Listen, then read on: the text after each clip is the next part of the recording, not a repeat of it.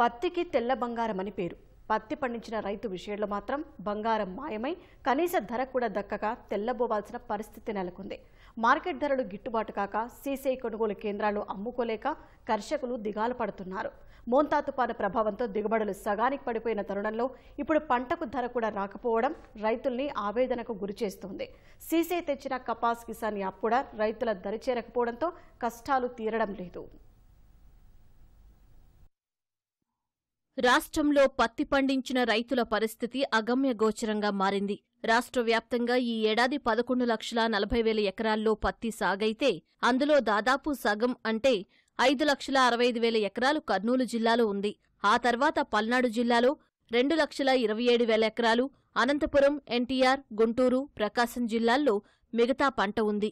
ఈ ఏడాది పత్తి సాగుకు ఎకరాకు 35,000 నుంచి 40,000 దాకా ఖర్చయింది.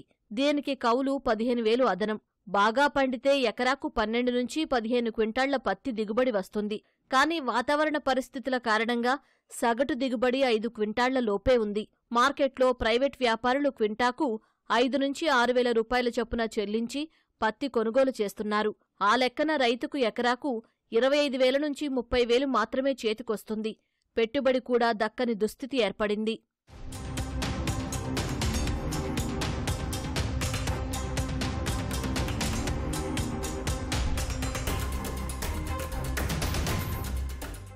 పత్తి రైతుల పరిస్థితి కొంచెం దయనీయంగా ఉందండి. ఎందుకంటే వర్షాల వల్ల కొంచెం బాగా దెబ్బతిందండి పత్తి పైరు. దెబ్బతిన్న దాని మీద దిగుబడి కూడా ఆశాజనకంగా లేదు. 15 క్వింటాలు మామూలుగా వచ్చే పత్తికి 7-8 క్వింటాలు తప్పితే రావట్లేదండి. పెట్టుబడి చూస్తే 40,000 అయింది. 40,000 పైనే అవుతుంది పెట్టుబడి. లేబర్ ప్రాబ్లం అవుతుంది. పత్తి తీత కూలి బాగా పెరిగిపోయింది. కూలీల సమస్య ఒకటి ఉందండి బాగా. అంతా ఒకేసారి వచ్చేతలకి కూలీల సమస్య బాగుంది. దానివల్ల ఇబ్బంది పడుతున్నారండి రైతులు. 3 ఎకరాలు నీళ్లు పడిపోయింది అసలు అంతే. కొద్దిలోనే పోయింది వర్షాలకి పోయి. దిగుబడి లేదండి. దిగుబడి 5 క్వింటాలు 3 క్వింటాలు 2 క్వింటాలు అట్లా జరిగిపోయినాయి. 5 క్వింటాల లోపులోనే కానీ ఆ పైకి పోవాలా లేదండి. గిట్టుబాటు సగం నష్టమైంది. 2 వంతులు నష్టం. 1 వంతు 2 వంతులు నష్టం. నేను 5 ఎకరాలు వేసా. దిగుబడులు ఏం లేవు వర్షం కారణం వల్ల. 3-6 క్వింటాల కాడికి వచ్చింది ఎకరం. అయిపోయింది పీకేసా కూడా. మొక్కజొన్న ఏదో పంట వేసుకోవాలి. Cotton corporation of India CCI రాష్ట్రంలో 60కి పైగా కేంద్రాలను గుర్తించగా వాటిలో 34 చోట్ల ప్రస్తుతం పత్తి కొనుగోళ్లు చేస్తున్నారు. పొడవు పింజ పత్తి క్వింటాలుకు 8,110, పొట్టి పింజకు 7,710 రూపాయలుగా ధర నిర్ణయించారు. సీసీఐ కేంద్రంలో అమ్ముదామని తీసుకెళ్లే రైతులకు తేమ శాతం, రంగు మార్పిడి వంటి నిబంధనల పేరుతో రెట్టింపు చిక్కులు ఎదురవుతున్నాయి. అంతో ఇంతో ధర తగ్గించి తీసుకునేందుకు ససేమిరా అంటున్నారు. 8 నుంచి 12% తేమను మాత్రమే అనుమతిస్తున్నారు. ఏమాత్రం తేడా ఉన్నా వెనక్కి తిప్పి పంపుతున్నారు. రైతులు అంత దూరం తీసుకెళ్లి వెనక్కి తీసుకురాలేక తక్కువ ధరకే వ్యాపారులకు అమ్ముకుంటున్నారు. 8 ఎకరాలకి 6 క్వింటాల కాడికి వచ్చి మామూలుగా 10-12 వచ్చింది. ఇదే వర్షాలు పడి దెబ్బతినిపోయింది. సీసీ కాడ కొంటారు కాయ తగులుతుంది. మిల్లర్లకి ఏడ అమ్ముకుంటున్నాయి. ఆడపోతే వెనక తేలేం కదా. ఏదో బాగా తెల్లగాను బాగా క్వాలిటీ కావాలంట వాళ్ళకి. నెమ్ము శాతం తక్కువ కావాలంట. అది నెమ్ము శాతం కానీ కాయ పోయి ఉందని ఏడ అమ్ముకోండి. ఆడపోతే రేటు తక్కువ అంటారు. అది అంటారు ఇది అంటారు. పత్తి బాగోలేదు, క్వాలిటీ లేదంటారు. తేమ శాతం ఎక్కువ ఉందని తక్కువ ఉందని సీసీఐ వాళ్ళు సరిగా టేకప్ చేసి కొంటల్లా తేమ శాతం కూడా పరిగణలోకి తీసుకోకుండా మంచి రేటు ఇవ్వాల్సిందిగా కోరుతున్నామండి. బయట 5,200, 5,200 అటు జరుగుతుందండి. వీళ్ళు దళారీలు మరీ దారుణంగా కొంటున్నారండి. అందుకని సీసీఐకి పోతేనే సీసీఐ వాళ్ళు తేమ శాతం ఎక్కువ ఉంది అదని ఇదని అంటున్నారండి.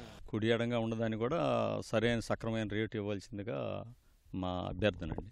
పత్తి రైతుకు ఈ ఏడాది ఆరంభం నుంచి కష్టాలే. సీజన్ మొదట్లో వర్షాలు కురవలేదు. కొన్ని చోట్ల రెండోసారి విత్తనాలు నాటాల్సి వచ్చింది. సాగు మొదలయ్యాక యూరియా డిమాండ్ పెరగడంతో అధిక ధరకు కొనాల్సి వచ్చింది. అక్టోబర్లో వర్షాలకు తోడు మొంతా తుపాను కారణంగా కాయలు కుళ్లిపోయాయి. పూత, పిందె రాలిపోయాయి. తీతకు సిద్ధమైన పత్తి తడిసి రంగు మారింది.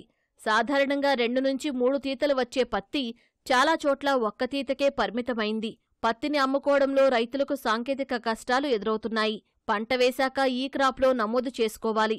దిగుబడి వచ్చాక అమ్ముకోవడానికి రైతు సేవా కేంద్రానికి వెళ్లి సీఎం యాప్లో, తర్వాత సీసీఐకి చెందిన కిసాన్ యాప్లో నమోదు చేసుకోవాలి. 3 యాప్లలో సమాచారం సరిగ్గా ఉంటేనే రైతులు పత్తిని అమ్ముకోగలరు. వీటిని నిర్వహించే సంస్థలు వేర్వేరు కావడంతో ఇబ్బందులు తలెత్తుతున్నాయి. కౌలు రైతులు తాము పండించిన పంట వివరాలు యాప్లలో నమోదు చేయలేకపోతున్నారు. భూమి పాస్బుక్ అడిగితే యజమానులు ఇవ్వరు. పండించిన పత్తిని వ్యాపారులకు అమ్ముకోవడం తప్ప వారికి మరో మార్గం లేకుండా పోతుంది. సీసీఐ కేంద్రంలో రైతుల్ని నిబంధనల పేరుతో అడ్డుకునే బయ్యర్లు ప్రైవేట్ వ్యాపారులతో కుమ్మక్కయ్యారనే ఆరోపణలు బలంగా వినిపిస్తున్నాయి. రైతుల నుంచి పత్తి కొన్న వ్యాపారులు వాటిని తమకు అనుకూలంగా ఉండే కొందరు రైతుల వివరాలను యాప్లో నమోదు చేసి సీసీఐకి అమ్మేస్తున్నారు. ఇక్కడ మాత్రం తేమ, రంగు వంటి నిబంధనల్ని బయ్యర్లు పక్కన పెట్టి దళారుల నుంచి భారీగా కొనుగోళ్లు చేస్తున్నారనే ఆరోపణలు ఉన్నాయి. 4 ఎకరాలు వేసాము. రేట్ అయితే బాగానే ఉంది. సీసీఐ తెచ్చారు కాబట్టి బాగానే ఉంది.